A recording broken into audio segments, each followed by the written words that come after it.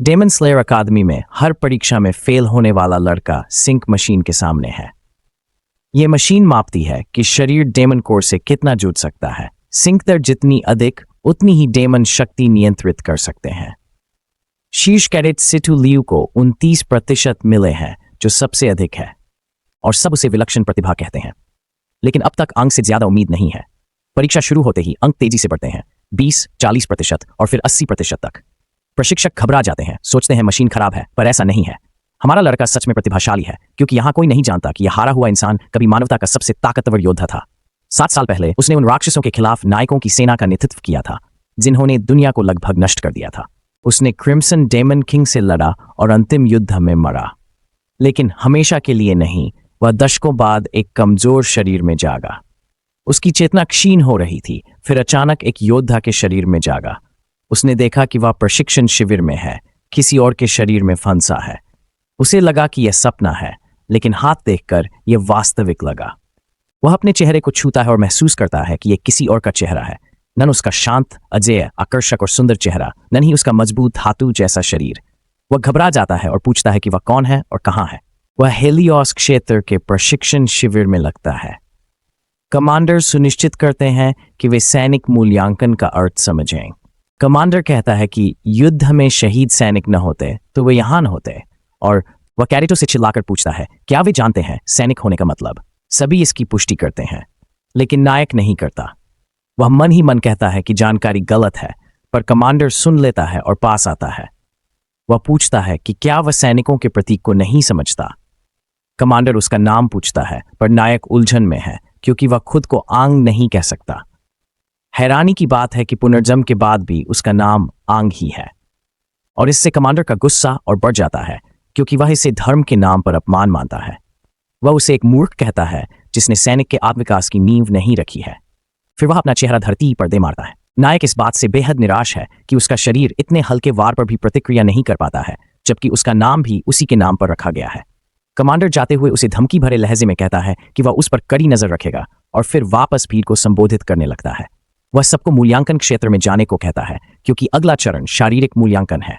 एक सैनिक आंग को उठने में मदद करता है और पूछता है कि वह ठीक है। वह अपना नाम लैन सिनुओ बताता है और कहता है कि हमारे लड़के को इस नाम पर गर्व होना चाहिए। तभी एक सफेद बालों वाली लड़की टोकती है और महान नायक के नाम पर आंग का मजाक उड़ाती है।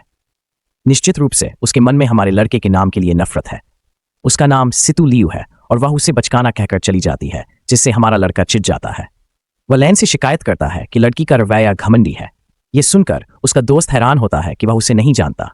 वह उसे उनके बैच की सबसे होनहार मूल्यांकन सैनिक के रूप में पहचानता है, एक युवती जिसका उपनाम शीत रक्त दानव है और जो सबसे सम्मानित व्यक्ति की बेटी है। हेलुओस क्षेत्र का मार्शल परिवार, सिटू कुलीन परिवार, आंग को सिटू नाम जाना पहचाना लगता है, और वह सोचता है कि उसने इसे पहले कहाँ सुना।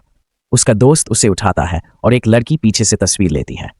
इसे एक प्यारी दोस्ती बताते हुए वे उसकी ओर मुड़ते हैं। वह कहती है उसे अनदेखा कर आगे बढ़ें। नायक गंभीरता से पूछता है वह कौन है। लैन पूछती है क्या उसने तस्वीर ली। आंग कहता है यह मुख्य मुद्दा नहीं। वह खुद को सूजी हुई के रूप में परिचित कराती है और कहती है कि मिलकर खुशी हुई। उसने लड़कों की बातचीत को एक अनोखी दोस्ती का दृश्य समझा, जो किसी कारण उसका ध्यान खींचता है। आंग को खेद होता है कि वह इतनी समझदार नहीं है। फिटनेस टेस्ट में आंग उत्साहित होता है और खुद को याद दिलाता है कि भले ही उसका शरीर कमजोर हो, वह सबसे शक्तिशाली योद्धा है। वह असाधारण अंक से सबको चौंकाना चाहता है। परीक्षा लंबी दूरी की दौड़ से शुरू होती है। आंग तेज दौड़ता है, शीर्ष स्थान और नया रिकॉर्ड चाहता है। अंत में वह एक रिकॉर्ड तोड़ता है, लेकिन सबसे अधिक समय लेने का, और अंतिम स्थान पर सब उसका मजाक उड़ाते हैं। दूसरी परीक्षा भुजा शक्ति की है। आंग अंतिम स्थान पर आता है और कलाई में मोच आ जाती है। तीसरे test, explosive leg strength test में भी उसका प्रदर्शन बेहद खराब रहा और वह फिर आखिरी स्थान पर रहा। लू ने अकादमी के इतिहास में सबसे खराब प्रदर्शन के लिए उसका मजाक उड़ाया। लैन ने उसे प्रोत्साहित किया, जबकि सुजू निराश थी कि शायद यह उनके साथ तस्वीरें लेने का आखिरी मौका हो। इसी बीच जी, याओ तांग और निर्णायक उसके प्रदर्शन पर चर्चा करते हैं। जी ने कप्तान से कहा कि आंग के खराब परिणामों के कारण उसे तुरंत बाहर करना चाहिए, दूसरे दौर की जरूरत नहीं। कप्तान मानते हैं कि शायद उसे ज्यादा उम्मीद न हो, लेकिन उसे दूसरे दौर की परीक्षाओं में भाग लेने का हक है, जो शायद आखिरी मौका हो सकता है। वह तुरंत परीक्षा शुरू करने का आदेश देते हैं। इस परीक्षा में वे एक इमारत के अंदर इकट्ठा होते हैं और उनके उपकरणों के साथ तालमेल का आकलन होता है। आंग के लिए यह अपनी प्रतिभा दिखाने का मौका है। उसे याद है कि उसकी औसत सिंक दर 96% से अधिक रही है। हालांकि उसकी शारीरिक स्थिति अभी अच्छी नहीं, पर वह जानता है कि सब कुछ दृढ़ संकल्प पर निर्भर है और वह संदेहियों को गलत साबित करने के लिए तैयार है। वह अपने ग्राफ्टिंग गियर को देखता है जो 7 साल आगे का लगता है और हल्का है। वह जोश से भर जाता है। मार्शल आर्ट परिवार के साथ प्रशिक्षण लेने वाली लियू की सिंक रेट 29% है, जो सबसे अधिक है, इसलिए वह सबकी नजरों में है और उसकी प्रतिभा देखकर कोई उससे डेट करना चाहता है। लाउंज में स्कोर जानकर वह खुशी से झूम उठती है, शांत रहने की कोशिश करती है, लेकिन 89% अंक देखकर हैरान है। उसका दोस्त कहता है लियू में ताकत छिपी है और एंग भी महसूस करता है। लैन देखता है कि उसका दोस्त परीक्षा को लेकर चिंतित नहीं है और लड़का भी पुष्टि करता है। उसे आदत है। परीक्षा जारी है। कई नौसिखियों के लिए यह ग्राफ्टिंग उपकरण का पहला अनुभव है और यह दर्दनाक है। दानव कोर उन पर जोरदार प्रहार करता है जिससे उनके शरीर पर दबाव पड़ता है। कुछ दर्द सहन नहीं कर पाते और छोड़ देते हैं। उत्तीर्ण होने के लिए योद्धाओं को 10% सिंक दर चाहिए। लैन 24% हासिल करता है। सुखद आश्चर्य। सुईजियो 30% प्राप्त कर उत्तीर्ण होता है। जियाओतांग कहता है इस दौर में कुछ होनहार नई प्रतिभाएं दिखी। उनके सहयोगी ने बताया कि सुईजियो सहित 6 योद्धा खड़े हैं, अपने समूह में अलग दिखें। जियाओतांग मानते हैं कि अच्छे उम्मीदवार हैं, लेकिन कुछ इस काम के लिए बिल्कुल उपयुक्त नहीं। फिर हमारे लड़के की बारी आती है और लोग उसका मजाक उड़ाते हैं, ये मानते हुए कि उसके पिछले खराब प्रदर्शन से उसकी असफलता की संभावना अधिक है। आंग को यकीन है कि वे अपनी बात से पलटेंगे। वह उन्हें गलत साबित करने के लिए दृढ़ है और उम्मीद करता है कि वे बड़े आश्चर्य के लिए तैयार हैं। ब्रो के चेहरे से उसका आत्मविश्वास छलकता है। एंग लाल कोर चुनता है क्योंकि यह शारीरिक शक्ति बढ़ाता है। वह जानता है कि युद्ध क्षेत्र में 6 दानव कोर हैं। सामान्य कोर लाल, पीले, हरे, नीले होते हैं। वह मानता है कि उच्च सिंक दर मजबूत इच्छा शक्ति पर निर्भर है। जितनी अधिक इच्छा शक्ति उतनी ही अधिक शक्ति कोर से मिलती है। जब उससे पूछा जाता है कि क्या वह तैयार है तो वह हाँ कहता है। शुरू करते ही लाउंज के सभी लोग तीव्र प्रतिक्रिया महसूस करते हैं, खासकर लियू जो आंग से यह सुनकर चकित। दूसरी ओर मेरा साथी उन्हें एक शीर्ष योद्धा की शक्ति दिखाने को दृढ़ है। अब तक लैन को शक है कि हमारा लड़का अपनी असली ताकत छिपा रहा है। जब उसकी सिंक रेट 40% पहुंचती है तो सब चकित होते हैं। आंग को विश्वास है कि वह इसे 96% तक बढ़ा सकता है, इसलिए वह प्रयास बढ़ा देता है। योद्धा देखते हैं कि उसकी दर 60% पहुंच जाती है। जियाओतांग को विश्वास नहीं होता और वह सोचता है कि उपकरण खराब तो नहीं है। एक लड़की बताती है कि यह अभी भी बढ़ रही है, अब 80% पर है। कुछ लोग सोचते हैं कि आंग धोखा दे रहा है या उपकरण खराब है, लेकिन हम जानते हैं वह साबित करना चाहता है कि वह सबसे अच्छा है और अपनी ताकत दिखाना चाहता है। तभी उसे बदलाव महसूस होता है और वह थक जाता है। वह कहता है कि आगे नहीं बढ़ सकता। कोई पूछता है मजाक तो नहीं कर रहा, और पता चलता है उपकरण में गड़बड़ है। अंत में उसकी सिंक दर 10% है। सहायक गाओतांग बताता है कि कोर टूट गया है और शायद खराब है, जिससे अजीब रीडिंग आ रही है, लेकिन कमांडर को यकीन नहीं है कि यह मामूली गड़बड़ी है। अंग 10% अंक लेकर पास हो जाता है, जबकि अन्य को कोर में गड़बड़ लगती है। इतने कमजोर शरीर से उच्च दर पाना नामुमकिन है। इस बीच दोस्त हालचाल पूछता है। लियू को जलन होती है। थैंक्स को लगता है कोई उसकी प्रसिद्धि छीन रहा है और वह खुश नहीं है। लैन लड़के को परीक्षा कक्ष से बाहर निकालती है, जबकि बेचारा लड़का खुश है कि कम अंकों से पास हो गया। इस बीच सुजियो लैन के दोस्त को बचाने की तस्वीरें लेने में व्यस्त है। बाद में आंग अपनी शक्ति में अचानक कमी के बारे में सोचता है, मानो कुछ ने उसे छीन लिया हो, ऐसा कुछ जो उसने कभी महसूस नहीं किया। उसकी इच्छा शक्ति ने उसे 80% तक पहुंचाया था, पर कोर ऐसे नहीं टूटना चाहिए था। जियाओतांग उन्हें अंतिम परीक्षा में पहुंचने पर बधाई देती है, जो राक्षसों के खिलाफ असली लड़ाई होगी। उन्हें उम्मीद है कि वे सुरक्षित निकल जाएंगे। फिर उन्हें अगले परीक्षण स्थल पर जाने को कहा जाता है। आंगुम अस्वस्थ और बुरी आशंका के साथ मरने की संभावना पर बात करता है। कमांडर आंग के लाल कोर के चकनाचूर होने से हैरान है और उसकी क्षमता को लेकर उत्सुक है। वह देखना चाहता है कि यह रहस्यमय नवागंतुक अगली चुनौती का सामना कैसे करेगा। तीसरे मूल्यांकन क्षेत्र में घने कोहरे में कैडेट उस द्वार के सामने खड़े होते हैं जो खुलने वाला है। आंग सोचता है कि यह उसका पहली बार घर से बाहर जाना है और लोग अलग अलग समुदायों में रहते हैं। दीवार के पार घना कोहरा हर समय रहता है, इसलिए उन्हें हिदायत दी जाती है कि समय न गंवाएं, चुपचाप आगे बढ़ें और बात करने से पहले सामान की जांच कर लें, वरना खतरा हो सकता है। यह सवाल उठता है कि क्या उसे जो नया कोर मिला है वह पर्याप्त अच्छा है या नहीं। हालांकि वह खुद ये नहीं मानता कि यह सच में पर्याप्त अच्छा है। समस्या यह है, उसकी शक्ति अचानक गायब हो जाती है, जैसे उसके भीतर कुछ उसे नकार रहा हो। वह सोचता है कि क्या यह समय यात्रा का प्रभाव है। जैसे जैसे वह बढ़ता है, उसे कुछ राक्षसों की उपस्थिति का आभास होता है। उसकी तरंगे पास की गुफा तक पहुंचती हैं, जहां राक्षस बैठा है। अधिक शक्तिशाली उपस्थिति महसूस कर राक्षस चौंक जाता है। आंग को लगता है कि ये वही राक्षस हैं जिन्हें उसने महसूस किया था, क्योंकि उसके भीतर कुछ बिना कारण के कंपन करने लगता है। जैसे ही वह सोच रहा था, लियू ने आगे बढ़ने को कहा। उसने माफी मांगी और लैन ने पूछा, कोई समस्या है? आंग जवाब देने लगा, पर इससे पहले कि वह पूरी बात कह पाता, तीनों को टीम बनाने का आदेश मिला। बाकी तैयार थे तो उन्हें समूह से मिलना था। सुईजू सोचने लगी, क्या यह हमारे लड़के की योजना थी? लेकिन हम जानते हैं कि आंग ने कब नहीं सोचा। लियू चिंतित थी कि कोई टीम नहीं बनाएगा। उसे पता है कि वह घमंडी हो सकती है। सुईजू समूह की तस्वीर लेती है, टीम को मजबूत करने का सबूत। कोहरे को हटाने वाला स्तंभ काले खनिजों से बना है जो कोहरे को साफ कर सकता है। परीक्षक बताता है कि वे 4 लोगों की टीम में परीक्षा देंगे। वह मानता है कि सभी को पता है कि परीक्षा कोहरे में खोज की है। टीम के हर सदस्य को एक लड़ाकू चाकू और शिला से बनी छोटी कोहरा हटाने वाली मशीन दी जाती है। उनका मिशन सरल है, कोहरे में खोज हर नए रंगरूट की अंतिम चुनौती है। कोहरे से ढकी दुनिया में योद्धा को छिपे खतरों से सतर्क रहना होता है। योद्धा होना केवल ताकतवर होना नहीं है, इसका मतलब है डर और अजात का सामना करना। टीम को अपने भीतर के शिकारी को जगाना होगा, राक्षसों को हराना होगा, तभी वे योद्धा बन सकेंगे। पहली टीम की परीक्षा खत्म होती है, दूसरी टीम तैयार है। तीसरी टुकड़ी की नेता तादा योशियोकू द्वार पर है। उनके साथ जोएल और कमांडर जी हैं। याओतांग भी हैं और वह लियू पर ध्यान देती हैं। वह अपने वरिष्ठों की राय चाहती है। जोएल भी लियू में रुचि रखता है। वीर परिवार से आने वाली और अच्छी ट्रेनिंग वाली वह महान योद्धा बन सकती थी। दूसरी ओर जियाओतांग पर मोहित लगता है। वह जानता है कि आंग के मूल में खराबी नहीं थी, इसलिए वह जानना चाहता है कि पिछली घटना में क्या हुआ था। तभी वह महिला उसे विचारों से बाहर निकालती है, तांग तांग कहकर पूछती है कि वह क्या सोच रहा है। जाहिर है हमारा क्रूर कमांडर नहीं चाहता कि उसे ऐसा शर्मनाक उपनाम मिले। इस बीच जोएल ने देखा कि केवल वही महिला हमारे कमांडर को उस नाम से बुला सकती है। उसने पूछा कि क्या उन्होंने दानवों की संख्या देखी है और कहा कि परीक्षा क्षेत्र में सिर्फ बिना पंखों वाले दानव होने चाहिए। जी युतांग ने उसे भरोसा दिलाया कि चिंता न करें। उन्होंने कई दिनों से क्षेत्र की निगरानी की है और पुष्टि की है कि हिलोस कस्बे के पास कोई पंखों वाला दानव नहीं है।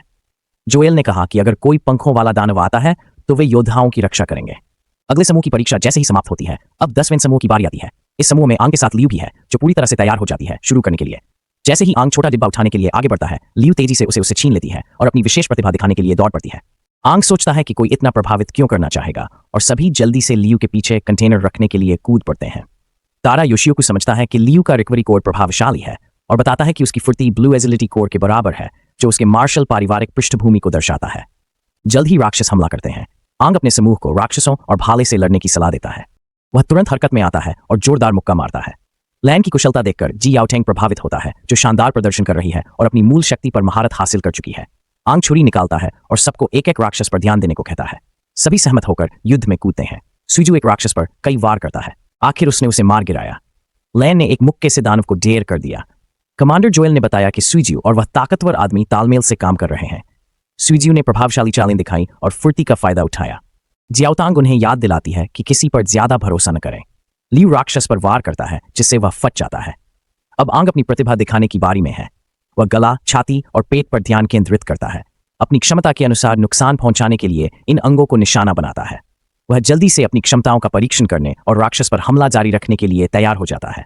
राक्षस को मुक्का मारते देख वह तेजी से हटकर चाकू से कंधे के नीचे वार करता है। अपनी धीमी प्रतिक्रिया पर गुस्सा आता है। राक्षस के लात मारने पर वह फिर हटता है और चाकू से वार करता है। फिर भी हरकतें सहज नहीं लगती। उसके वार कमजोर हैं। साथी सोचते हैं कि वह मजाक कर रहा है। इस दौरान सुईजी कुछ तस्वीरें खींचता है, उम्मीद करता है सब कैमरे में आ जाए। लाउ चुप रहता है पर सोचता है आंग दिखावा कर रहा है। तारा योशियोकू लड़के की शैली पर ध्यान देता है और पूछता है वह कौन है। दबाव से प्रभावित होता है। जोएल भी उसकी तारीफ करता है, कहता है वह अनुभवी की तरह चलता है। कुछ देर बाद आंग समझता है कि वह पुरानी क्षमताओं का उपयोग नहीं कर सकता और थका हुआ महसूस करता है। हालात गंभीर थे। उसने राक्षस को तुरंत खत्म करने का निर्णय लिया। जैसे ही वह अंदर गया, कुछ और प्रकट हुआ और राक्षस को मार गिराया। सुईजू लड़ाई में दिखाई अजीब जड़ों पर सोचने लगा। तभी वो एक पंख वाला राक्षस प्रकट हुआ। असली खतरे को देखते हुए जियाओतांग ने सबको पीछे हटने को कहा और सबने तुरंत ऐसा किया। बाकी 2 वरिष्ठ भी उस पंख वाले राक्षस से लड़ने आगे बढ़े। तादा योशियोकू शिकारियों से न डरने की सलाह देता है और कहता है कि वे अपने कमांडर के साथ रहें, जो उन्हें शहर पहुंचने तक सुरक्षा का वादा करता है। एक पंख वाला दानव महसूस करता है कि एक मानव को दानव जैसा महसूस हो रहा है। आंग और उसके दोस्त असमंजस में हैं कि इसका अर्थ क्या है। लियू चिंतित है कि पहले के दानव उस पंख वाले दानव के सामने कुछ नहीं है, जो इतना खतरनाक है कि एक छोटी गलती पर भी मौत हो सकती है। एंग को यह महसूस होता है कि वह अपने वर्तमान शरीर में पंख वाले दानव का सामना नहीं कर सकता। एक सामान्य योद्धा के रूप में इतने शक्तिशाली दुश्मन से लड़ने की सोच से ही उसे डर लगने लगता है। राक्षस आसानी से उन चारों को निष्क्रिय कर देता है और उन्हें घसीट कर ले जाता है। तारा योशियोको और उसके साथी उसका पीछा करते हैं, लेकिन राक्षस उन चारों को लेकर जमीन के नीचे चला जाता है। जोएल सबको उसके पीछे चलने के लिए चिल्लाता है। कुछ देर बाद निशान मिट जाता है। तारा योशियोको को आश्चर्य होता है कि पंख वाला राक्षस अचानक कैसे आ सकता है, क्योंकि जी याओतांग ने इस क्षेत्र की कई दिनों तक जांच की थी और पहले कभी नहीं चूका था। ऐसा पहले नहीं हुआ था। जी याओतांग पूछती है कि योद्धा कहाँ गए और राक्षस का पीछा क्यों छोड़ा। जोएल उसे आराम करने को कहता है क्योंकि दुश्मन गायब है। महिला बताती है कि पंख वाला राक्षस शायद और नीचे गया है और जल्दबाजी नहीं करनी चाहिए क्योंकि इलाके की छानबीन नहीं हुई है। भाई को खोने का दर्द याद कर जी याओतांग गुस्से में जमीन पर मुक्का मारता है और खुद को चारों को खतरे में डालने का दोषी ठहराता है। जोएल शहर लौटने का सुझाव देता है, शायद यही होगा।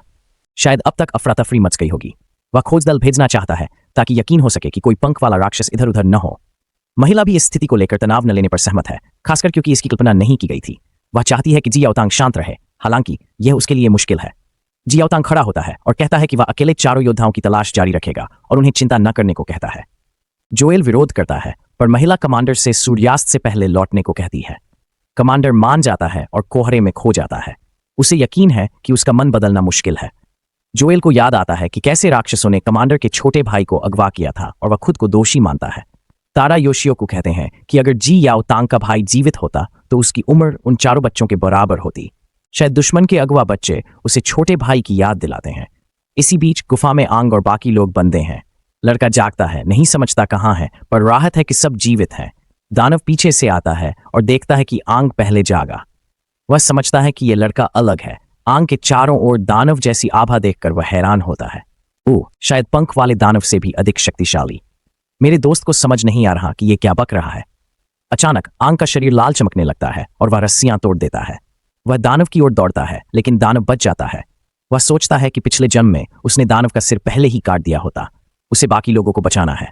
वह देखता है कि पंख वाले दानव के अंदर एक लाल कोड है जो उसकी गति और लचीलेपन को बढ़ाता है, जैसे कि इसे जल्दी से हिलने देना और फिर प्रहार करने देना। हालांकि इससे उसके जोड़ मोटी त्वचा से असुरक्षित हो जाते हैं, जो फायदा और कमजोरी दोनों है।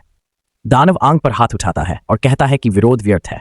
दानव आंग पर वार करता है और आंग समझ जाता है कि उसे जोड़ों को निशाना बनाना होगा क्योंकि वे कमजोर बिंदु हैं। वह पूरी ताकत से वार करता है, कमजोर नहीं दिखना चाहता। वह चिल्लाता है कि उसने पहले भी कई एक पंख वाले दानव मारे हैं। जवाब में दानव ने जोरदार लात मारी, जिससे बेचारा लड़खड़ा गया और खून बहा। लकड़ी के इस दानव को पुनर्जीवित होने पर गर्व है। आंगुम सोचता था कि हरे कोर वाले दानवों में ही ये शक्ति होती है। वह सोचता है कि क्या पिछले 50 वर्षों में दानव बदले हैं। दानव उसे कम आंकने का आरोप लगाता है, फिर जड़ें फैलाकर लड़के को अंदर खींच लेता है और आंग का सिर पकड़ लेता है। राक्षस कहता है कि उसे अब भी समझ नहीं आया कि वह कौन है। आंग को जड़ें अंगों में चुभ रही हैं, जिससे सांस लेना मुश्किल है। अभी अभी पुनर्जन्म हुआ है, फिर भी मृत्यु के करीब है। बाकी तीनों के लिए चिंतित है। उसे पहले जैसी निराशा है और डर है कि सब उसके साथ न मर जाएं।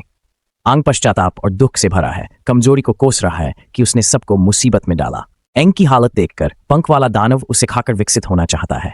जैसे ही वह बढ़ता है, हमारे लड़के के भीतर एक आवाज उठती है, पूछती है क्या दानव सच में उसे निगलने वाला है। भीतरी दानव शिकायत करता है कि एंग के मरने से उसकी योजना विफल होगी। वह नाराज है। उसे अपनी आखिरी ऊर्जा अभी खर्च करनी होगी। अचानक पंख वाले दानव को हमारे बो से भयानक शक्ति महसूस होती है। एक दानव रूप उभरता है। पंख वाला दानव सोचता है यह 5-6 पंख वाला हो सकता है, लेकिन आभा ज्यादा शक्तिशाली है और छटके आसमान में उठते हैं। 8 पंखों वाला दानव अचानक आता है, जिसे 1 पंखों वाला दानव डर जाता है। नवोदित दानव खुद को सबसे शक्तिशाली कहता है, सबसे शक्तिशाली लाल कोर दानव और पंख वाले दानवों का राजा। कांपते हुए एक पंख वाला दानव उसे लाल पंख वाला राजा कहता है। इस बीच जियाओतांग खोज जारी रखता है और हर दानव से लड़ता है। कुछ देर बाद रुकता है, देखता है कि उसने हर जगह खोज ली है, लेकिन सिर्फ 2 बिना पंख वाले दानव ही मिले। उसे लगता है कि चारों उम्मीदवार यहां नहीं हैं और वह सूर्यास्त से पहले उन्हें ढूंढने का संकल्प लेता है। फिर उसे दूर से ऊर्जा का बड़ा विस्फोट महसूस होता है और वह सोचता है शायद इसका लापता उम्मीदवारों से संबंध हो। अंग कहता है कि वह बिना सूरज की रोशनी वाले स्थान पर आकर चकित है। वह अंतिम दानव से पूछता है कि क्या वह सच में गायब था और बाकी 5 अब भी राजा फिन है। अंतिम दानव कहता है कि कुछ नहीं बदला। अंग कहता है दानव शांति से रह रहे हैं। उसे 60 साल पुरानी घटना याद आती है और वह गुस्से में पूछता है क्या वे भूल गए कि उन्होंने उसके साथ क्या किया। वह अंतिम दानव पर हमला करता है। दुखी है कि वह सबसे शक्तिशाली योद्धा का शरीर चुना था और समय यात्रा के बाद कमजोर हो गया है, फिर भी अपनी शक्ति का अंतिम भाग बर्बाद कर रहा है।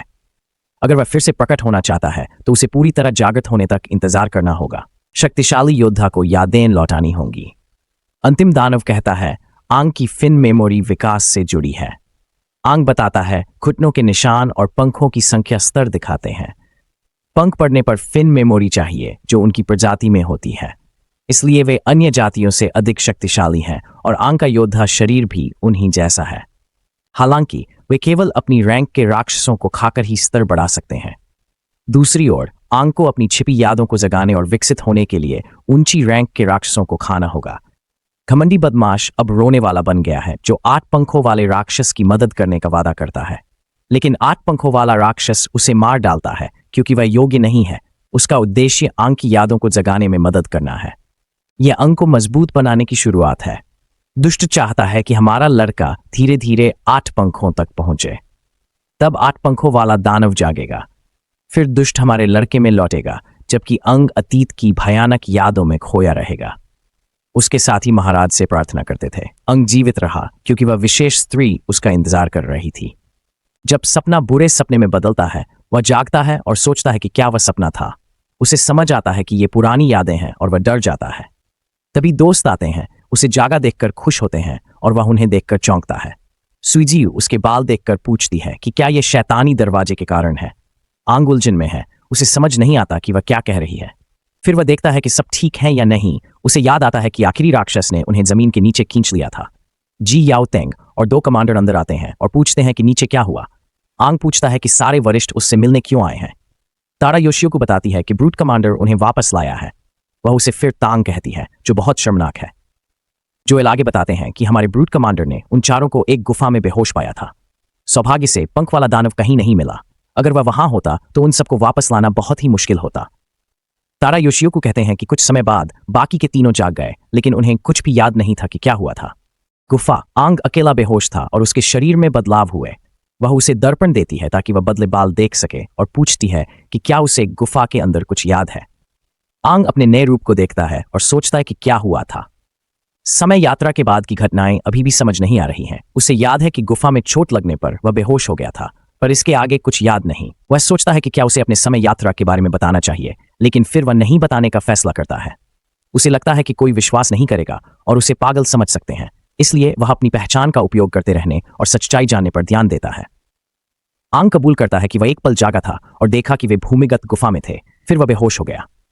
जी याओ तांग को वहां खून के धब्बों और उन्हें फैलाने वाले पर संदेह होता है।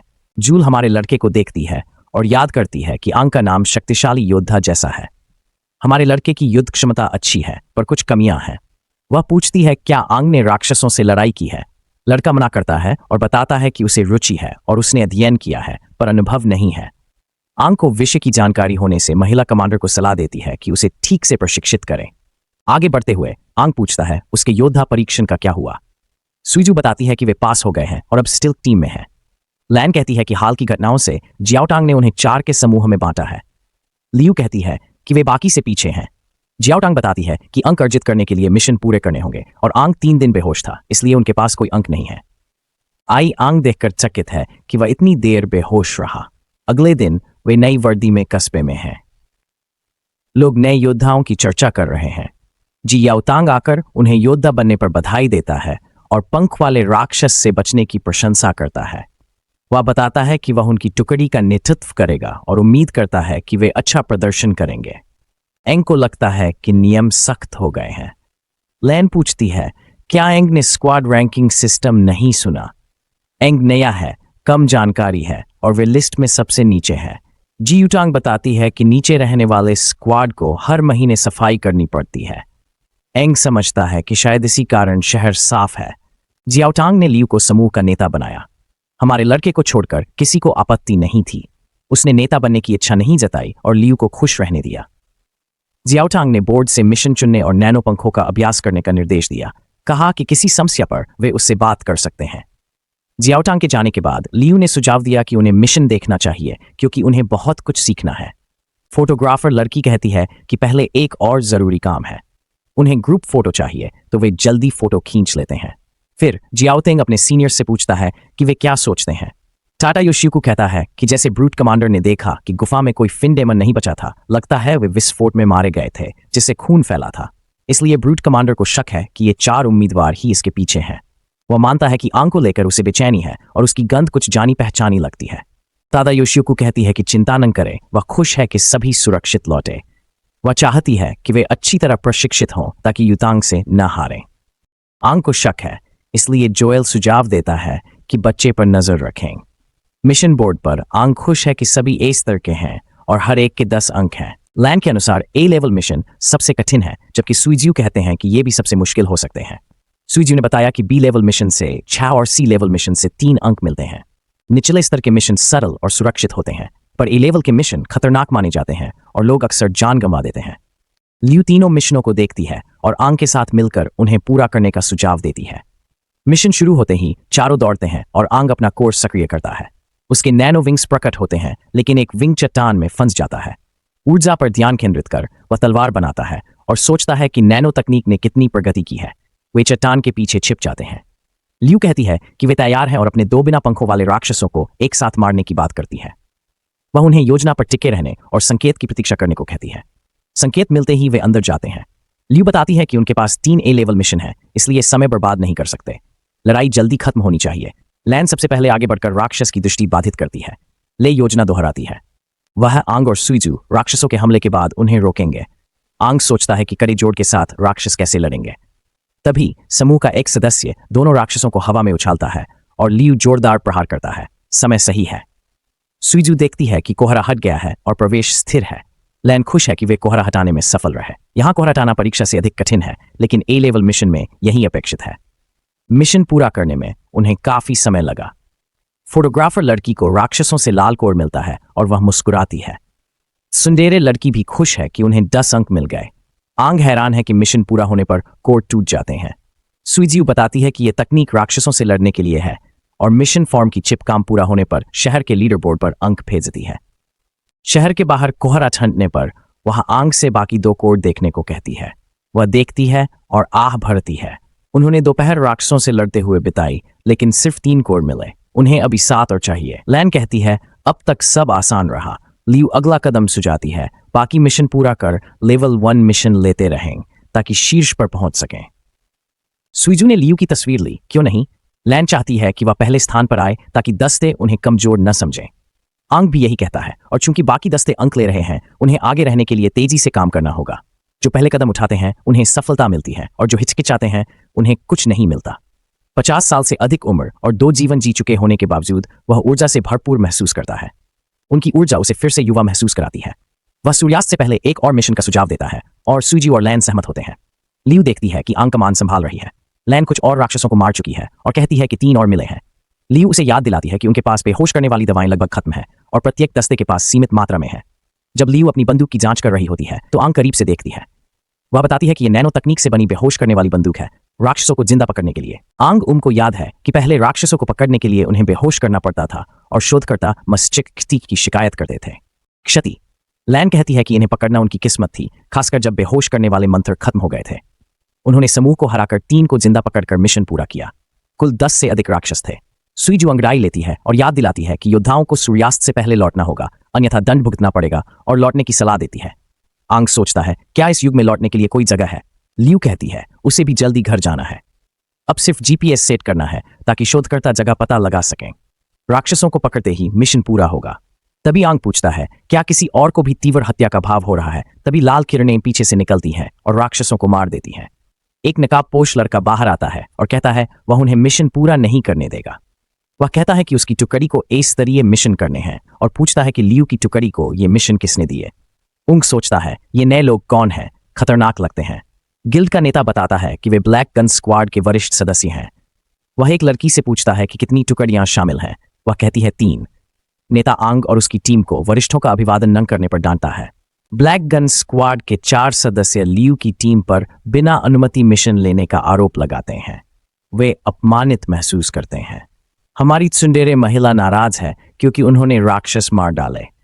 एक लड़का पूछता है कि लियू का नेता कौन है। लियू लात मारने की कोशिश करती है, लेकिन वह बच जाता है और कहता है कि वरिष्ठों पर हमला कैसे किया। जवाब में लियू वरिष्ठों के प्रति अपनी नफरत दिखाती है। लैन और सुइजी उन्हें शांत करने की कोशिश करते हैं। फोटोग्राफर महिला चिंतित है कि ब्लैक गन स्क्वाड अनुचित है और पूछती है कि उनकी टीम द्वारा कड़े राक्षसों को कैसे मार सकते हैं। लड़का कहता है कि यह प्रतियोगिता का हिस्सा है और उन्हें भोला कहता है। इससे लियू और गुस्सा हो जाती है। उसके साथी उसे रोकने की कोशिश करते हैं और अंग भी शांति से मामला सुलझाने का अनुरोध करता है, लेकिन मेरा साथी आगे बढ़ता है, उस घमंडी लड़के को लात मारकर गिरा देता है और उसका मुखौटा उतार देता है। उसने इतनी बेशर्मी नहीं सुनी थी और पूछता है कि क्या उन्हें पता है कि उन राक्षसों को पकड़ना कितना मुश्किल था। उसके दोस्त चौंक जाते हैं, लेकिन लियू खुश नजर आता है। मुखौटा उतरने पर वह लड़का आंग से लड़ाई के लिए कहता है। लियू भी तैयार हो जाता है। तभी जियाओतांग आकर दोनों को अलग कर देता है। कमांडर नाराज दिखता है, याद दिलाते हुए कि सूरज डूब रहा है और चेतावनी देता है कि राक्षसों को ना भड़काएं। बदमाश लड़का कहता है कि उसकी टीम पीड़ित है जिन पर हमला हुआ था, लेकिन फोटोग्राफर लड़की तैयार थी और ब्लैक गन स्क्वाड द्वारा मारे गए राक्षसों की तस्वीरें दिखाईं। लैन पूछती है कि सुईगी ने ये तस्वीरें कब लीं। जियाओटेंग याद दिलाती है कि ए रैंक का मिशन नहीं लेना चाहिए था। लियू ने कहा कि वे काम लगभग पूरा कर चुके थे जब ब्लैक गन स्क्वाड आ गया। कमांडर ने इसे हल्के में लिया और कहा कि नए सदस्यों के साथ ऐसा होता है, वह कुछ नहीं करेंगे। हर स्क्वाड को खुद निपटना है। काटा में अंक अर्जित करना सबसे जरूरी है। प्रत्यक्ष नुकसान या खतरे में डालना मना है, लेकिन बाकी सब जैसे मिशन में बाधा डालना किया जा सकता है। वह याद दिलाता है कि नियम सबके लिए समान है और भविष्य में और भी बुरी चीजें होंगी। उसने हस्तक्षेप किया क्योंकि अंधेरा हो रहा था, इसलिए उन्हें शहर लौटने को कहा। वह ब्लैक गन स्क्वाड को डांटता है क्योंकि नौसिखिया टीम से हारना शर्मनाक था। लड़का एंग का नाम पूछता है और एंग अपना नाम बता देता है। लड़का परेशान होकर साथियों की ओर मुड़ता है। एंग का नाम शक्तिशाली योद्धा जैसा है। ये याद कर वह कसम खाता है कि वह एंग की टीम को आसानी से अंक नहीं देगा। वह एंग से बदला भी लेना चाहता है। फिर वह मुखौटा पहनकर टुकड़ी के साथ चला जाता है। जियाओतांग ने देखा कि ब्लैक गन स्क्वाड शीर्ष पर नहीं है, लेकिन वे फुर्तीले हैं और लियू के समूह को फिर से परेशान कर सकते हैं। उनका नेता भी बंदूक चलाता है और जियाओतांग मानता है कि लड़का ताकतवर है। नए सैनिक के लिए असली लड़ाई किसी भी तरफ जा सकती है। फिर वह हमारी टीम को शहर लौटने का आदेश देता है। लियू लड़के से पूछता है कि वह इतना लापरवाह क्यों था। वह उसे लात मारने के लिए धन्यवाद देती है। लैन अपने दोस्त को खाने पर बुलाता है, पर एंग मना कर देता है। इससे उस आदमी को शक होता है कि कहीं लड़के की कोई योजना तो नहीं। खैर, एंग मानता है कि उसकी योजना है आज 3 राक्षसों का पीछा करने की। रात में स्पीकर बजते हैं जो सबको टावर से बाहर निकलने की चेतावनी देते हैं। एंग एक तरफ खड़ा रहता है, सोचते हुए कि उसने सिर्फ घोषणा सुनी है और किसी को घूमते नहीं देखा। उसे लगता है कि लॉकडाउन में शहर में कुछ नहीं है, तो वह घर की खोज की योजना बनाता है। मिशन पूरा करने के बाद वह देखता है कि मुख्य द्वार पर सुरक्षा कम है, सिर्फ एक गार्ड है, तो शायद कर्मचारियों की कमी है या रात में कोई नहीं निकलेगा। उसे द्वार में एक छेद दिखता है जिससे वह अंदर जा सकता है, तो वह बाहर निकलने की तैयारी करता है। उसी वक्त लियू आती है। उसे पहले से पता था कि वह ऐसा करेगा। वह खुश दिखती है और याद दिलाती है कि जब उसने रात में बाहर जाने का इशारा किया था तो उसे समझ आ गया था। पहली बार उसकी तीक्ष्ण बुद्धि ने हमारे लड़के को चिंतित कर दिया। वह पूछती है, देर क्यों हो रही है, कहीं खास जाना है क्या? वह मजाक में कहता है, ज्यादा खा लिया, टहलना चाहता है। फिर स्वीकार करता है, सुबह सबको चौंकाना चाहता है और नकाबपोश लड़के के प्रयासों की भरपाई करना चाहता है। अब जब उसने उसे ढूंढ लिया है तो उसकी योजना खतरे में है। कस्बे से गुजरते हुए लियू उससे उसकी योजना पूछती है। वह कल नकाबपोश लड़के का उलझन भरा चेहरा देखने को बेताब है। आंग उसकी हंसी देखकर टोकता है, लेकिन महिला इससे इनकार करती है। फिर भी वह खुश है। गेट के ऊपर 2 गार्ड जम्हाई लेते बैठे हैं। एक शिकायत करता है कि रात में पहरा देना कठिन है और वह गेट बंद करना चाहता है क्योंकि कोई बाहर नहीं जाना चाहिए। दूसरा गार्ड जो नाश्ता कर रहा था उसे चेताता है कि ऐसा न कहे, नहीं तो तीसरा कप्तान सुन लेगा। वह बताता है कि आपातकाल के लिए यह द्वार खुला रहता है। कुछ साल पहले शरणार्थियों पर राक्षसों ने हमला किया था क्योंकि द्वार देर से खुला। अब हर शहर एहतियात में एक द्वार खुला छोड़ता है। पहला गार्ड माफी मांगता है और दूसरा कहता है कि चिंता न करे, वे इस कठिन काम के आदी हो जाएंगे। फिर वह एक एडल्ट फोटो बुक निकालता है। गार्ड देखता है जिसमें अन्य शहरों की महिला योद्धाओं की नई तस्वीरें हैं। ये कोई हैरानी की बात नहीं क्योंकि इस पर बहुत पैसा खर्च हुआ है। जब दोनों अय्याशों का ध्यान भटकता है, हमारी जोड़ी गेट से निकल जाती है। यिंगुम देखती है कि पुराने परीक्षा मैदान पर घना कोहरा है। वे दूसरी जगह जाते हैं जहां लियू कहता है कि पकड़े जाने की संभावना कम है क्योंकि ये दीवारों से दूर है और छिपने के लिए एक सड़ा हुआ जंगल है। फिर लड़का योजना बताता है। वह राक्षसों को बाहर करेगा और उसे सिर पर निशाना लगाना है। उन्हें अपनी ताकत का उपयोग करना होगा। वह कोहरे में जाता है और इंतजार करने को कहता है। लियू को आंग पर भरोसा है, फिर भी वह बेचैन होती है जब वह कोहरे में गायब हो जाता है। धुंध छाई है। वह तय नहीं कर पा रही कि उत्साहित है या चिंतित, पर एकाग्र है। लियू आंग की राक्षसों को लुभाने की सहजता से प्रभावित है। वह एक बार में एक राक्षस को बाहर निकालता है जिसे पकड़ना आसान होता है। यह लड़ाई का तरीका उसके लिए नया और मजेदार है। वह इसे जल्दी सीखती है और अच्छा करती है। आंग के इशारे पर वह आगे बढ़ती है और दोनों हल्के वारों से राक्षस को काबू में कर लेते हैं, मानो खेल रहे हों। वे तब तक अभ्यास करते हैं जब तक वह बेहोश नहीं हो जाती, जो उसे पुराने तरीके याद दिलाता है। थका आंग सोचता है कि इस नए शरीर में कितना और प्रशिक्षण चाहिए। पिछले जन्म में वह बिना पंखों वाले राक्षसों को आसानी से पकड़ लेता था। लुग उसे याद दिलाती है कि उन्होंने तीसरा राक्षस पकड़ा है और वह थक गई है। वह उसे उन्हें छोड़ने का निर्देश देता है। लड़की पूछती है कि क्या उसे यकीन है, क्योंकि बिना पंखों वाले राक्षस शायद शहर नहीं जाएंगे। सिर पर चोट से वे थोड़ी देर बेहोश हो जाते हैं ताकि सुबह काम हो सके। लड़की प्रभावित होती है कि वह इतना जानता है और उसकी प्रतिक्रिया से आंग को लगता है कि उसने शायद ज्यादा बोल दिया। अचानक 2 पंख वाले राक्षस प्रकट होते हैं जो इंसानों की गंध सूंघ रहे हैं। आंग चिंतित है कि 2 राक्षस कैसे आ गए। वह जानता है कि वह और लियू तैयार नहीं है। कस्बे में अलार्म बजता है और तीनों वरिष्ठ गेट की ओर दौड़ते हैं। जोएल ने पहरेदारों से कहा कि उन्होंने पंख वाले दानव देखे हैं, उन्हें स्पॉटलाइट का उपयोग करना चाहिए। तारा योशियोको ने पूछा कि क्या ये वही दानव है जो परीक्षा में दिखे थे। जी युतान ने कहा कि वे वही नहीं है। पहरेदारों ने 21 पंख वाले दानव देखे, जिससे जोएल को लगा कि कुछ उन्हें खींच रहा है।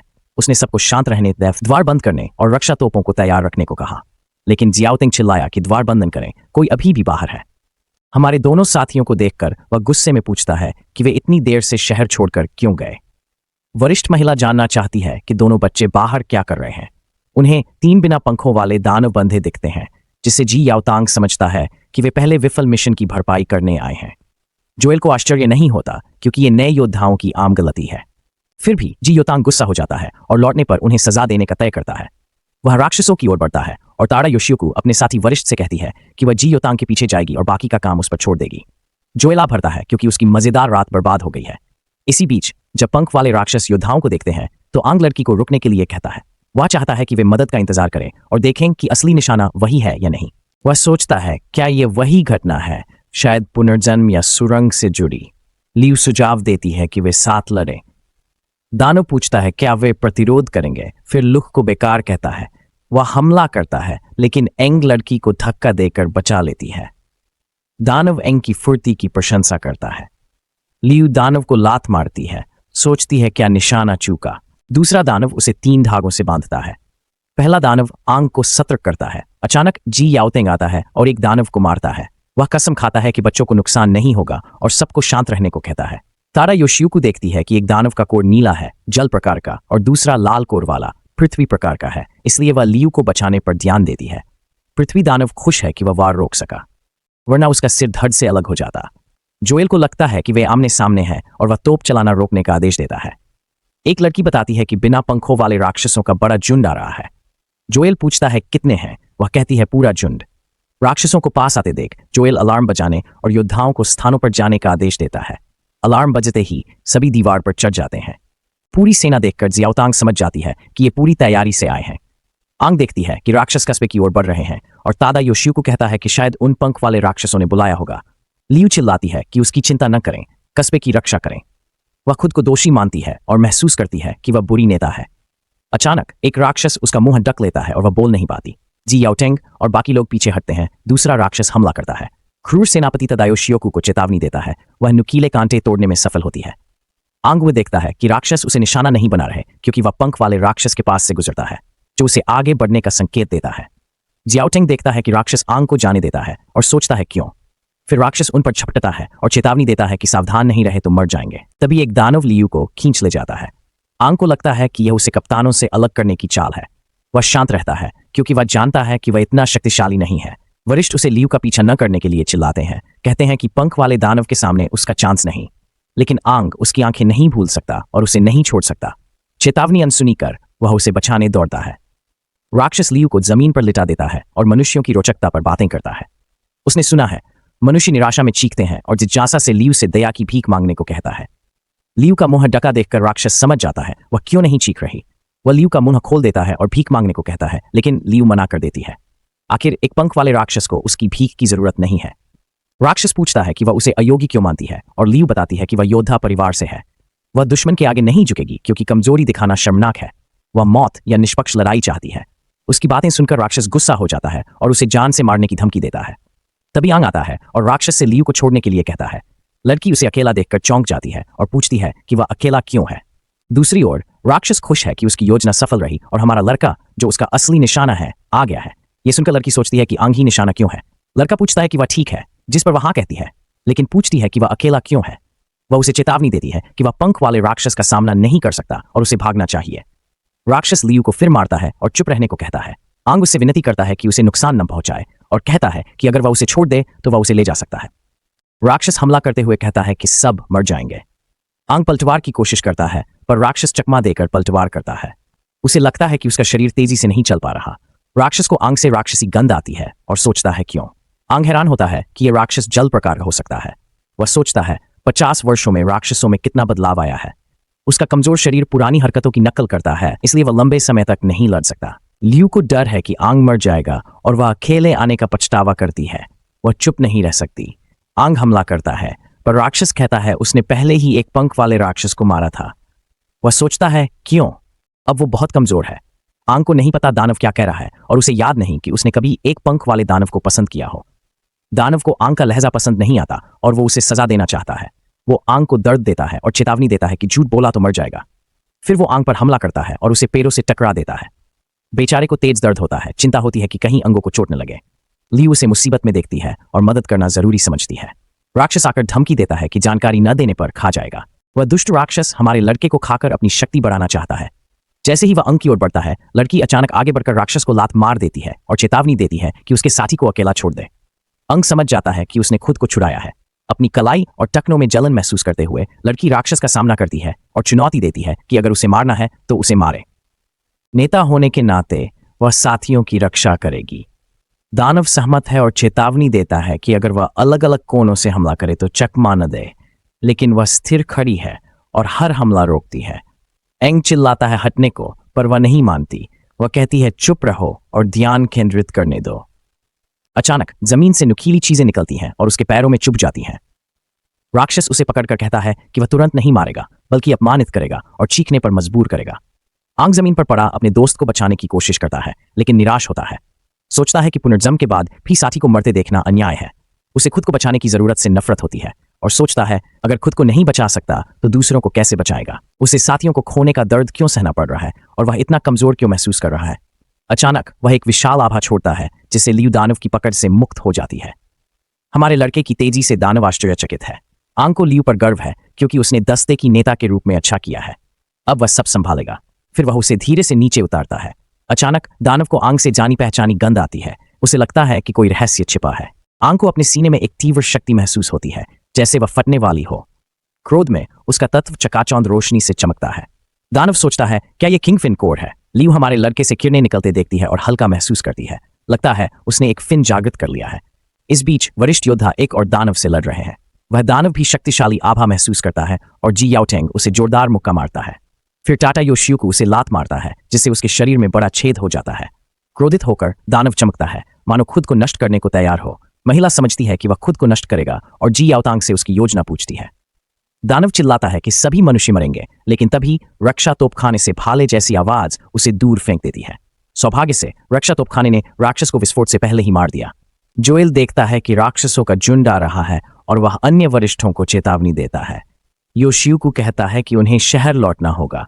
जी युतांग लियू के बारे में चिंतित है, लेकिन ताता योशियुकु युद्ध क्षेत्र छोड़ना नहीं चाहता। वह याद दिलाता है कि उनके कर्तव्य हैं। कठिन निर्णय के बाद वे शहर की रक्षा के लिए लौटते हैं। पंख वाला दानव पूछता है कि अंग उनसे मिलता जुलता क्यों है, फिर भी इंसान जैसा क्यों है। वह लड़के के इंसानी पंखों से हैरान है। अंग सोचता है क्या यह उसका पुनर्जन्म है। उसे राक्षसी शक्तियां मिली। फिर उसने लियू पर उपचार शक्ति का प्रयोग किया। लड़के को लड़की को ठीक करते देख राक्षस चौंक गया। यह शक्ति शायद उसने पंख वाले लकड़ी के राक्षस को अवशोषित कर पाई। अगर वह जल के राक्षस को पराजित कर लेता है तो जल शक्तियां मिल सकती हैं। राक्षस आंग की अनोखी शक्ति से दंग रह गया। आंग ने कहा कि वह राक्षस की शक्ति चाहता है। जब राक्षस जानता है कि आंग ने लकड़ी के दानव को संभाल लिया, वह घबरा जाता है। उसे घबराते देख मेरा साथी खुश होता है, क्योंकि उसने पहले कभी दानव को डरते नहीं देखा था। वह दानव से पूरी ताकत लगाने को कहता है। दानव गंभीरता से जानना चाहता है कि हमारा लड़का इंसान है या दानव, और वह तुरंत हमला कर देता है। लकड़ी के दानव की सभी शक्तियों से युक्त होकर वह लतानुमा तंतुओं को बुलाता है जो दानव को जकड़ लेते हैं। दर्द से कराहते हुए दानव छिपी शक्ति का प्रयोग करने का फैसला करता है। वह आंग पर जल कोड़े बरसाता है, लेकिन आंग बच जाता है। दानव फिर से आक्रमण करता है और कहता है कि वह दया नहीं दिखाएगा। लड़ते हुए वह शेकी बघाड़ता है कि आंग असली दानव शक्ति को नहीं समझेगा। वह जोरदार लात मारता है जिससे आंग पैरों से टकराता है। आंग मानता है कि वह दानव की शक्ति को पूरी तरह नहीं समझ पाया, लेकिन अगर दानव जानता कि वह कितनी जल्दी सीख सकता है तो उसे एहसास होता वह सबसे शक्तिशाली योद्धा है और उसे जीतने के लिए खुद को डालना होगा। दानव उसकी लकड़ी से उपचार करने की क्षमता पर चकित है और आंग तुरंत समझ जाता है। वह फिर से हमला करता है, राक्षस को जकड़ता है, चेहरा पकड़कर कहता है कि वह थक गया है। राक्षस को अजीब एहसास होता है। शरीर टूटने से पहले सिर्फ चेहरा और जल का क्रिस्टल बचता है। राक्षस कहता है कि वह शरीर नष्ट होने पर भी जीवित रहेगा, लेकिन आंग बताता है कि उसका मूल तत्व नहीं बचेगा। आत्मविश्वासी राक्षस का मूल तत्व नष्ट होते ही वह हार जाता है। वह राक्षस का जल तत्व निकालता है और उसे याद दिलाता है कि 7 पंखों वाला राक्षस भी मूल तत्व नष्ट होने पर मर जाता है। यह सुनकर मेरा साथी जल तत्व को कुचलकर उसकी शक्ति ग्रहण करने के लिए पी जाता है। पीने के बाद वह कहता है कि राक्षसी सार का स्वाद बुरा नहीं है। उसके अंदर का राक्षस उसे और राक्षसों को निगलने और मनुष्यों को मारने के लिए उकसाता है। उस आवाज का विरोध करते हुए वह लियू की डाल पर वार करता है, लेकिन असली आंग अपने साथी को चोट नहीं पहुंचा सकता, इसलिए वह अपने अंदर के दानव को रोकता है। वह लियू को मारना नहीं, बचाना चाहता है। मुख्य द्वार पर योद्धा राक्षसों से लड़ रहे हैं। लैन को पता चलता है कि हमारी जोड़ी गायब है। सुईजियू कहती है उसने सुना कि 2 योद्धा चुपके से निकले और एक पंख वाले राक्षस ने उन्हें निशाना बनाया। लैन हैरान है कि यह हमारी जोड़ी हो सकती है, पर सुईजी कहता है पुष्टि का समय नहीं है और उन्हें राक्षसों से लड़ते रहना होगा। वरिष्ठ भी आकर युद्ध में शामिल होते हैं। जोएल कोर के बारे में पूछता है। कप्तान कहता है कि वे ठीक हैं। जोएल खुश है कि एक पंख वाले राक्षस को मारने से सामान्य राक्षस घबराए हुए हैं, इसलिए वह उस अवसर का उपयोग करके उन्हें डराने और कुछ समय खरीदने की कोशिश करना चाहता है। अन्य 2 वरिष्ठ सहमत होते हैं। वे ऊंचाई से कूदते हैं और कोर से जबरदस्त विस्फोट करते हैं। तारा योशियोको को याद आता है कि यह दूसरी बार है जब उन्होंने कोर को इतनी शक्ति से इस्तेमाल किया। जी याओतांग चाहता है कि उसके अग्नि कोर में अधिक शक्ति हो। जोएल बताता है कि विस्फोटक लाल कोर कितना खतरनाक हो सकता है, फिर उसमें कूदता है, ऊपर से राक्षसों को काटते हुए। सुईजू देखता है कि कप्तान का हमला कितना शक्तिशाली है। लैन सोचता है कि यह 1 फिन कोर की ताकत है और वैसी शक्ति पाने का सपना देखता है। थोड़ी देर बाद जोएल बाकी वरिष्ठों से पूछता है। वे कहते हैं वे ठीक हैं, उनकी योजना काम कर रही है और राक्षस पीछे हट रहे हैं। अचानक जोएल को अजीब लगता है और पास आती आकृति की ओर इशारा करता है। यह आंग है जो टीम लीडर को उठाए हुए है। तदायोशियोको सोचता है कि पंख वाला दानव कहाँ गया। जोएल चिंतित हो जाता है। बिना पंख वाले दानव का मनोबल तोड़ने के बावजूद आंग को लापरवाह नहीं होना चाहिए, क्योंकि वे उसे खा सकते हैं। दानव आंग पर हमला करते हैं तो तीनों कप्तान मदद के लिए कूद पड़ते हैं। मेरा साथी उन्हें घूरता है जिससे वे गिर जाते हैं। फिर राक्षस भाग जाते हैं और योद्धा उनकी वापसी पर खुशी मनाते हैं। कुछ लोग पूछते हैं कि राक्षस अचानक क्यों भागे। वे सोचते हैं कि शायद वे सेनापतियों से डर गए।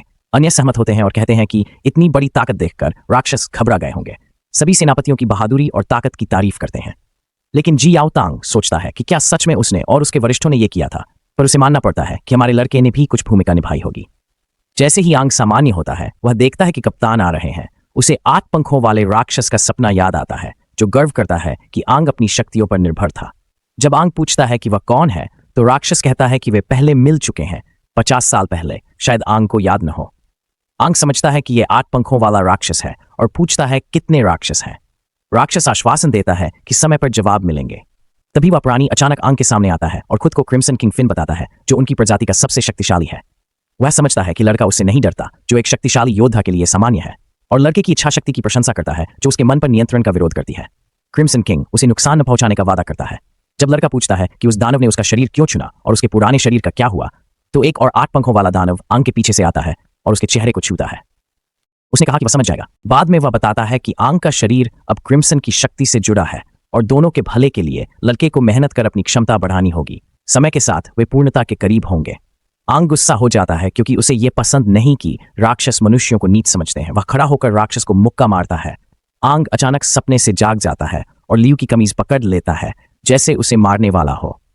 फिर जब उसकी नजर उसके शक्तिशाली श्वेत स्तनों पर पड़ती है तो वह होश में आता है। लियू उसे थप्पड़ मारती है। बाकी लोग उसे पकड़कर पूछते हैं कि उसने ऐसा क्यों किया। उसी समय लियू के पिता जुनगोंग आते हैं और कहते हैं अपने रक्षक को दुश्मन न समझें। लोग उन्हें गुरु कहते हैं, लियू उन्हें पिता। जोन वाले लड़के को बताता है कि सनगोंग सिटू मार्शल परिवार के मुखिया है।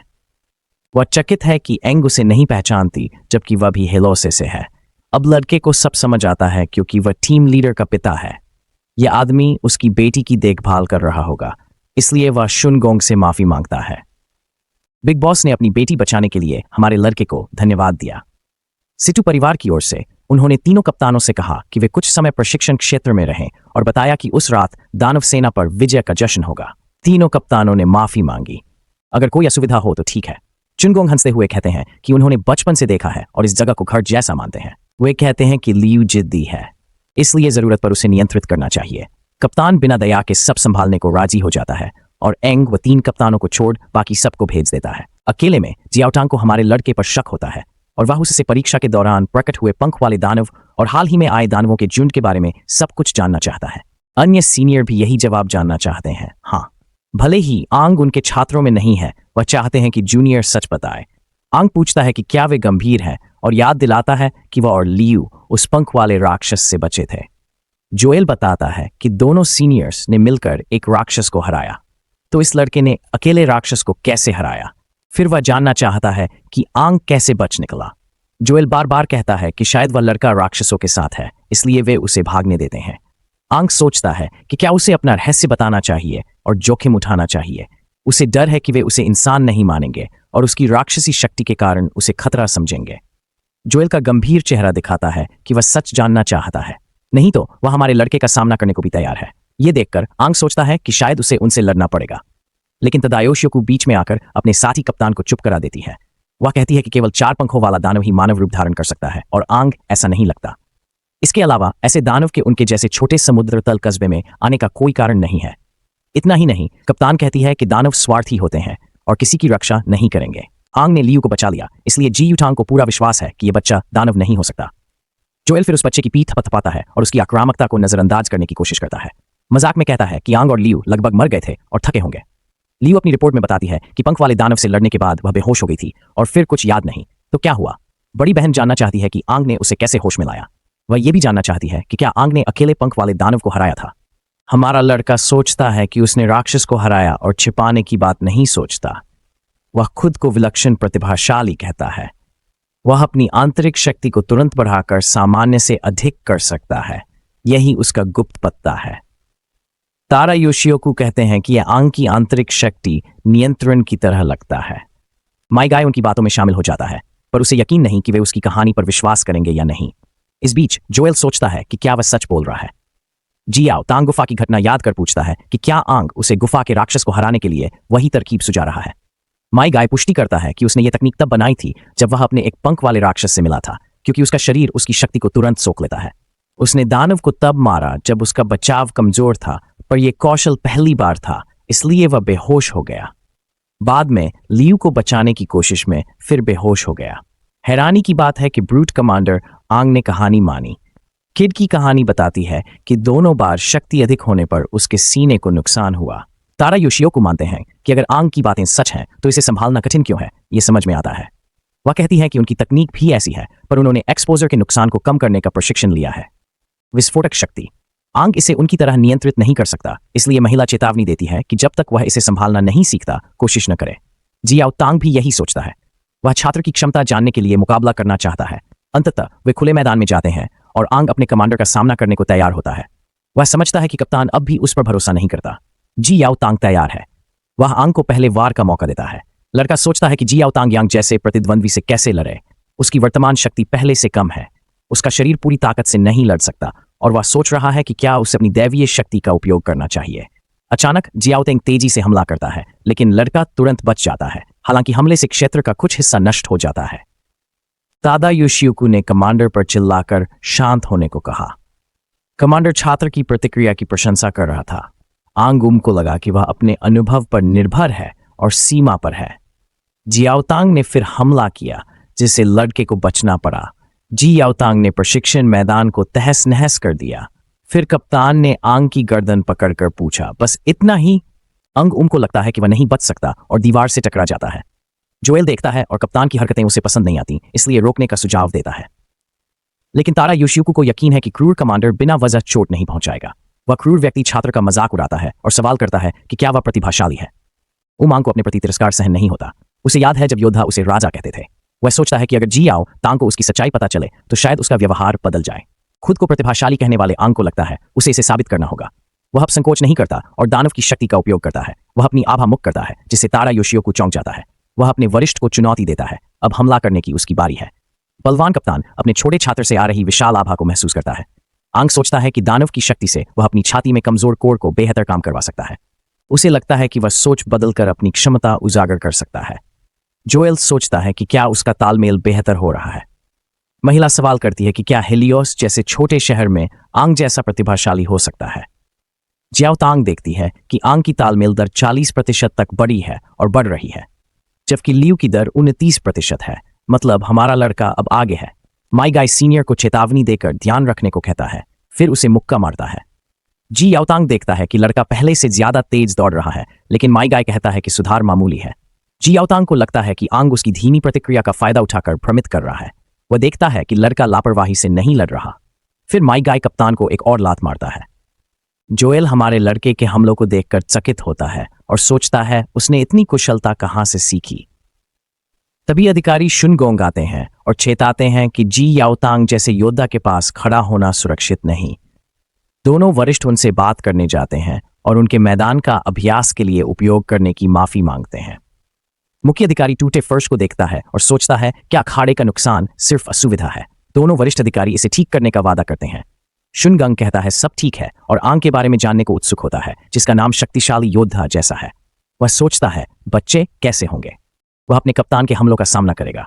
इस दौरान युद्ध में क्रूर कप्तान हमारे लड़के को पैर से पकड़कर मात देने की कोशिश करता है। चुनगोंग बताता है कि जी कैसे बाहर निकला। तांग हमेशा से ऐसा ही करता आया है, सटीक वार का कोई मौका नहीं छोड़ता।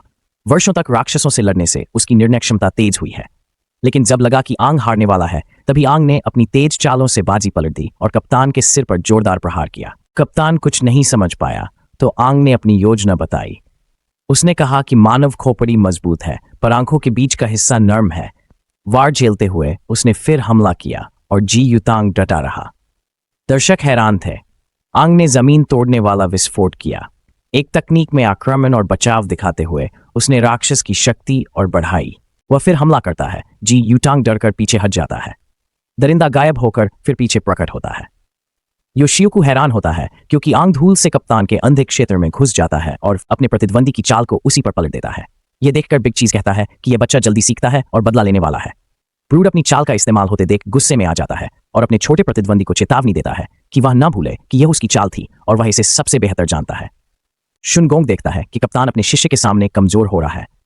तभी आंग एक मुक्का मारता है, लेकिन जानबूझकर चूक जाता है, जिससे ब्रूड हैरान हो जाता है। वह सोचता है कि मुक्का कैसे चूका। मेरे साथी ने बताया कि उसके वरिष्ठ की आदत है कि वह सीधा मुकाबला करने के प्रतिद्वंदी को रोकने की कोशिश करता है। आंग ने इसका फायदा उठाकर कप्तान को सिर से मारा, जिससे उसकी दृष्टि धुंधली हो गई और वह देख नहीं सका। इससे हमारे लड़के को अंतिम प्रहार का मौका मिला, पर उसने जानबूझकर वार नहीं किया क्योंकि वह केवल अपने कौशल और शक्ति को साबित करने आया था। अब तक शुनगांग की असली क्षमताओं को जानने के लिए उत्सुक था। द्वार खुलता है और सुइजू अपने दोस्तों के पास आती है। वह उन्हें याद दिलाने आई है कि खाना लगभग तैयार है और लियू के परिवार ने बड़े कमरे में भोज तैयार किया है। जब वह आगे देखती है तो चारों ओर की तबाही देखकर स्तब्ध रह जाती है। एंग ने तुरंत ही सारा दोष कप्तान पर डाल दिया। इस दौरान जोएल ने क्रूर कप्तान को बुरी तरह हारने पर ताना मारा। तभी अचानक बिग बॉस ने उनकी बातचीत को रोकते हुए उन्हें याद दिलाया कि मुकाबला समाप्त हो चुका है और उन्हें रात के खाने पर आमंत्रित किया। एंग को भी भूख लगी थी, इसलिए उसने निमंत्रण के लिए शुनगोंग का धन्यवाद किया। शुनगोंग ने एंग के दृढ़ संकल्प, शक्ति, आत्मविश्वास और युद्ध के अनुभव पर विचार करते हुए कहा कि इस लड़के में अपार क्षमता है। जैसे ही लड़का जाता है, पिता बेटी को चिढ़ाते हैं और उसे शर्मिंदा कर देते हैं। बाद में सभी रात के खाने के लिए मिलते हैं। हुनगोंग शहर की ओर से गिलास उठाकर धन्यवाद देते हैं और बहादुर योद्धाओं का सम्मान करते हैं। वे आंग की बेटी को बचाने के लिए प्रशंसा करते हैं। मेरा साथी खड़ा होकर कहता है, धन्यवाद की जरूरत नहीं। जैसे ही वह शराब पीने वाला होता है, उसका कमांडर उसे याद दिलाता है कि वह अभी काफी बड़ा नहीं है, लेकिन लड़का कहता है कि वह 18 का है और पूछता है क्या इसलिए वह योद्धा परीक्षा के लिए योग्य था। माहौल खुशनुमा है। बड़ी बॉस बेटी को देखकर मुस्कुराती है और अब भी लड़के को उसके साथ चाहती है। फिर पिता और बेटी की आखिरी बातचीत पर आते हैं। वह सोचता है लियू कुशल है और आंग की प्रतिभा भी लियू जैसी है। अगर लड़का काबिल है तो लियू जैसी लड़की उसे पसंद कर सकती है। लड़की सोचती है कि आंग नासमझ है। वह सोचना छोड़कर खाना शुरू करती है। सुइजियू खाने की तारीफ करती है, कहती है कि यह शानदार है। याद रखें, लैन भी यहां है। वह हमारे लड़के से पूछता है कि उसने पंख वाले राक्षस को कैसे हराया। ज्योतांग बताता है कि आंग ने अपने तत्व से शक्ति खींची, जिससे वह थोड़े समय के लिए ताकतवर हो गया। तारा योशियुको कहते हैं कि यह कप्तान के तत्व उपयोग जैसा है, लेकिन आंग ने मृत्यु से बचने के लिए बड़ा जोखिम लिया। बिना प्रशिक्षण के यह खतरनाक था, जिससे उसके शरीर को चोट पहुंची और दोबारा उपयोग स्थायी नुकसान कर सकता है। साथ ही आंग और जी याओतांग का मुकाबला देखना चौंकाने वाला था। उस लड़के की शक्ति हैरान करती है, पर उसे और प्रशिक्षण चाहिए, नहीं तो उसका शरीर अंदर से टूट सकता है। हमारा लड़का जानता है कि अगर उसने बताया कि उसने पंख वाले राक्षसों से शक्तियां ली हैं और उसके पास उपचार की शक्तियां हैं, तो ये जानकारी बहुत होगी। इसलिए वह खेलता है और असली जानकारी छुपा लेता है। वह पुष्टि करता है कि कप्तान सही थे, इसलिए वह बेहोश हो गया था। यह स्पष्ट है कि उसे और प्रशिक्षण की आवश्यकता है। लैन आंग की क्षमताओं से प्रभावित है और कहती है कि वह अद्भुत है और आशा करती है कि वे पीछे न रह जाएं। लियू भी उसके कौशल से प्रभावित है और अब समझ गई है कि उसने कैसे बचाया। फिर ब्रूट कमांडर कहता है कि पहले मिशन में गड़बड़ी के लिए आंग और लियू को दंडित करने का इरादा था, लेकिन पंख वाले दानव को हराने के कारण उन्हें छोड़ दिया। वह चेतावनी देता है कि फिर ऐसा न करें। जोएल याद दिलाते हैं कि आराम का समय नहीं है, स्क्वाड प्रतियोगिता जारी है। तारा योशियोकू कहते हैं कि लियू की स्क्वाड आखिरी है, उसे मेहनत करनी होगी। मेरा दोस्त आश्वस्त है कि उसकी स्क्वाड शीर्ष पर होगी।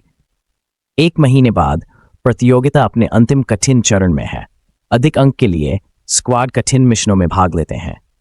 लियू अपनी टीम से बात करती है और तय करती है कि वे अधिक अंक के लिए मोटी भेड़ को निशाना बनाएंगे और दूसरों को चुनौती देंगे। ब्लैक गन स्क्वाड का नेता त्सुंडेरे लड़की का मजाक उड़ाता है और पिछली लात की याद दिलाता है। लियू उसकी बकवास नहीं सहती और 10 अंकों के द्वंद्व युद्ध की चुनौती देती है। वे बदमाश चुनौती स्वीकार करते हैं। वे पहले की घटनाओं का बदला लेने को तैयार हैं।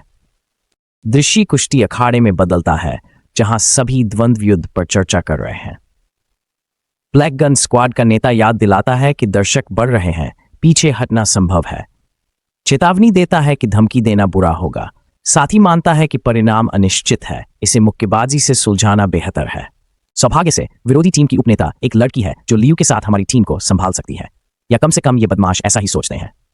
मेरा साथी विरोधियों से कहता है कि लियू को लड़की होने के कारण कम मत आंकिए, क्योंकि वह साधारण नहीं है। हमेशा की तरह फोटोग्राफर महिला तस्वीरें खींचने लगती है, ये सुनिश्चित करते हुए कि वह लियू के हर खतरनाक फाइटिंग सीक्वेंस को कैमरे में कैद कर ले। लियू अपनी महिला प्रतिद्वंद्वी से कहती है कि लड़ाई जल्दी खत्म करो ताकि 10 अंक जल्दी मिल सकें। ऐसा लगता है कि उपनेता जानती है कि लियू सितु परिवार से है, इसलिए वह कुछ दिलचस्प की उम्मीद करती है।